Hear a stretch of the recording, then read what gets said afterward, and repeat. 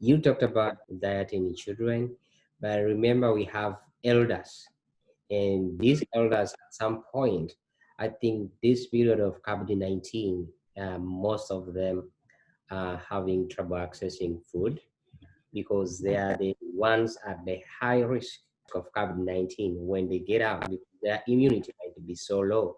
Others have other medical problems that limit them from coming out. So what advice should we give them during this time about dieting, and what ways can we help them figure out to access food?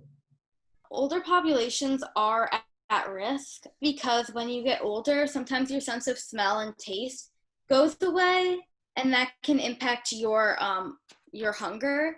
So sometimes older adults don't feel as hungry and can undereat and suffer malnutrition.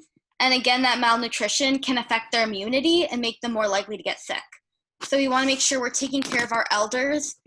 Also make sure they're moving regularly, because moving regularly is going to keep them functional and make them able to move more. So if you don't move, it's kind of a use it or lose it type of thing. So if you don't stand up, if you don't walk, you're going to lose the ability to do so, or it's going to become harder and harder. So making sure they're still getting exercise, that can also limit their ability to fall. So if they are moving regularly, especially lifting things up and putting them down, doing strength training, that will protect their bones against fractures when you fall. So getting enough exercise for elders is super important. When we talk about certain foods, again, making sure elders are eating enough food because they are at risk for undereating. We want them to look for vitamins and minerals in those vegetables and fruits, whole grains, and protein. We want to make sure that they're eating protein throughout the day. So we talked about before, those animal products, those legumes, those chickpeas and seeds. Make sure they're eating them throughout the day consistently, not just at one meal, but all throughout the day.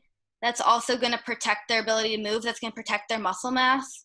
Older populations are also at risk to drink less water because when you get older, you lose your ability to feel thirst, and some people do. So if you don't feel as thirsty, you're not going to drink as much water. So making sure that they are drinking water on a regular basis too. That's super important. There are certain government programs when we look at adults and older populations to make sure that they're getting the help that they need. So you have SNAP, you have food stamps, there are adult day services and food programs, senior nutrition programs, and supplement foods. And there are also some non-governmental programs, food pantries, and soup kitchens that prioritize the health and nutrition of older adults that they can look for.